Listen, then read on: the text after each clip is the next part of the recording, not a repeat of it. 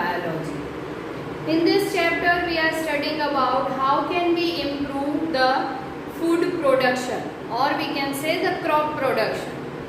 As we know, the population increases. As population increases, we require more and more amount of food, right? So different regions produce different amount of food, right? But if this food product is increasing, then it is good for us, right? So how can we do this? On that topic we are discussing. In the previous lecture, if you remember, then we studied about the crop production management, right? In the previous lecture, if you remember, we studied about crop variety improvement. By doing hybridization, we can improve the variety of different crops, as well as we can make the crops or grow the crops which are disease resistant from biotic and abiotic components. Then we can grow the crops which are having good length or good height, right? So this is what we have discussed in previous lecture. Now today we are going to discuss about crop production management. Means for the production of crop, what types of farming practice or what types of agricultural practice the farmers should do. We know that in India or any other country in the world, the farming practice is going on, right? And the farmers are having small farms to large farms, or we can say very large farms. Some farmers are having some money, some other farmers having good money. For that, we are having the best production if we give the best efforts. Obviously, we know this. If we are giving best efforts, then obviously we get good results, right? If the farmers can give best fertilizers and manure to its soil, then we can have the good amount of crop, right? So this is what we have to study today in this topic, that is crop production management. First we have to study about the nutrient management. Okay, so here nutrients means what? We know that nutrients are very essential for our crops. Nutrients are there in the soil and the plants take all these nutrients from the soil, right? So nutrients are essential for crop production. If any plant gets good amount of nutrients, then it grow well and give us a huge quantity of yield, right? So nutrients are given to the plants by three methods or by three things, that is, it is supplied from air, water and soil. As we know, air gives carbon as well as oxygen to the plant, and water gives hydrogen to the plants. As we know, the formula of water is H2O, right? So hydrogen is supplied to the plants through water, and other 13 nutrients, okay, which are very much essential for growth of the plants, are provided by soil itself. So we can say that total 16 nutrients are there which are given by soil, water and air to the plants for their good growth, right? From the 16 nutrients, some nutrients are very much important plants. Okay, so from these 16 nutrients, the nutrients which are required in large quantity, they are known as macronutrients. Macro means large, right? So these nutrients are required in large quantities by the plants. Say for example, nitrogen, phosphorus, potassium, these all are required by plants in large quantity. That's why they are known as macronutrients. And other which are required in small quantity are known as micronutrients. Micro means small. So they are required by plants in very less or very small quantities. Right? So they are known as micronutrients. Say for example, iron, copper, molybdenum, etc. So all these nutrients must be provided to the plants. Deficiency of these nutrients affects physiological processes in plants, including reproduction, growth, and susceptibility to diseases.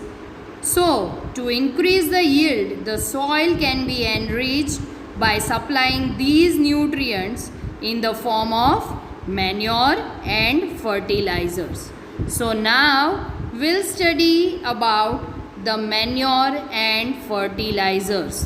What are they and what are their uses? So, first is manure. As we all know, manure is an organic matter.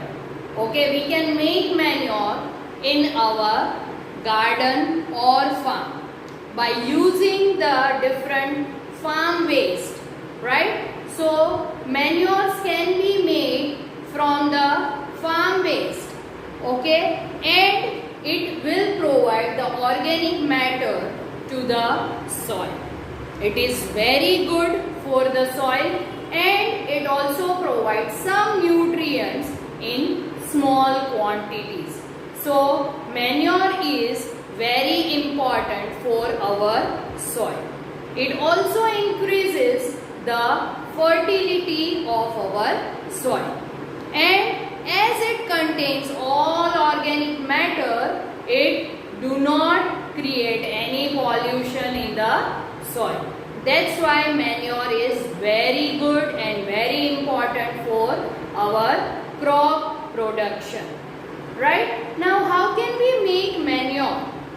So there are two methods, okay, by which we can make the manure, and there are two types of manure, that is compost and vermicomposting.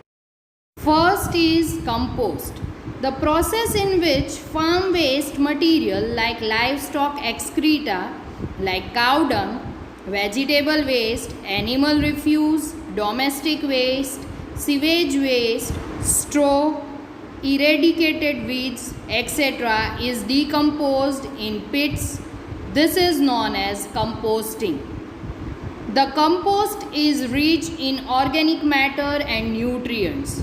Compost is also prepared by using earthworms to hasten the process of decomposition, and this is known as vermicomposting. So there are two types by which we can make manure at our farm or in gardens. The second thing by which we can make manure is green manure. Prior to the sowing of the crop seeds, some plants like sun hemp or guar are grown and then mulched by ploughing them into the soil. Means first they are grown and then they are mulched by ploughing, and this green plants thus turn into green manure, which helps in enriching the soil. Now, second process by which we can add nutrients to the soil is by using fertilizers. As we all know, fertilizers are commercially produced plant nutrients. They provide nitrogen, phosphorus and potassium. They are used to ensure good vegetative growths in leaves, branches and flowers. They give rise to healthy plants. Fertilizers are a factor in the higher yield of high-cost farming. Fertilizers should be applied carefully in terms of proper dose, time and observing pre and post application precautions for their complete utilization. As we all know, if we use fertilizers in much quantity, then it will create soil pollution and it also reduces the fertility of the soil. So, continuous using of fertilizers is very dangerous for our soil. Fertilizers should be applied carefully, as I told you before. Say for example, sometimes fertilizers get washed away due to excessive irrigation and are not fully absorbed by the plants. So, they may pollute the water source also. This excess fertilizers then leads to water pollution. Also, as we have seen in the previous chapters, continuous use of fertilizers in an area can destroy the soil fertility because the organic matter in the soil is not replenished and microorganisms in the soil are harmed by the fertilizers used. Short-term benefits of using fertilizers and long-term benefits of using manure for maintaining soil fertility have to be considered while we are aiming for optimum yields in crop production. So, for crop production management, we must have to use organic matter as manures and inorganic matters as fertilizers. The another method by which we can add nutrients into the soil is practicing organic farming. It is a farming system with minimal or no use of chemicals as fertilizers, herbicides, pesticides, etc.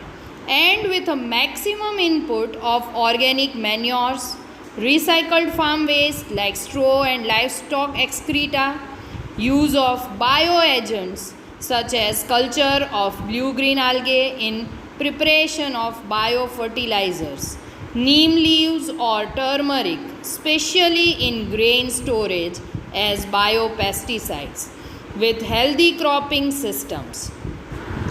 These cropping systems are beneficial in insect, pest and weed control besides providing nutrients. So, this is all for today. We'll continue this chapter in the next lecture. Thank you.